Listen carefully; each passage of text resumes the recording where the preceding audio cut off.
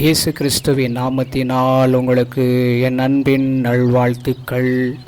இந்த நாளில் இந்த வேளையில் கூட கர்த்தருடைய வார்த்தையை பகிர்ந்து கொள்வதனால கர்த்தரை ஸ்தோத்தரிக்கிறேன். இந்த நாளில் பார்க்கும் பொழுது சங்கீதம் 18ஆம் அதிகாரம் 18வது வசனம், என் ஆபத்து நாளிலே எனக்கு எதிரிட்டு வந்தார்கள், கர்த்தரோ எனக்கு ஆதரவாயிருந்தார். அல்லேலூயா. ஆதரவில்லாத இந்த உலகத்தில் கர்த்தர் நமக்கு ஆதரவாக இருப்பார். ஒரு ஆபத்து காலத்தில் கர்த்தர் நமக்கு ஆதரவாக இருந்து நம்ம நடத்துகிற தேவனாக இருக்கிறார்.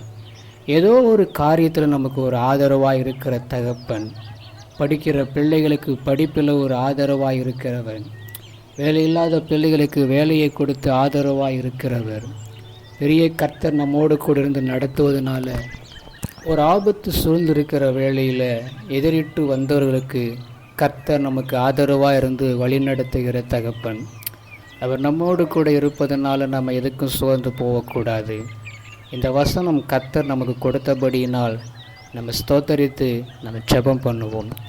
எங்களை கிருபையாக நேசிக்கிற எங்கள் அன்பின் நல்ல தகப்பனே, இந்த நாளில் இந்த வேளையில் இந்த வசனங்கள் எங்கள் வாழ்க்கையில் கிரியை செய்யட்டும். கர்த்தரே எனக்கு ஆதரவாக இருந்தார் என்று சொல்லி அப்படியே அழகான்றவர் இங்கே பார்க்க முடிகிறது.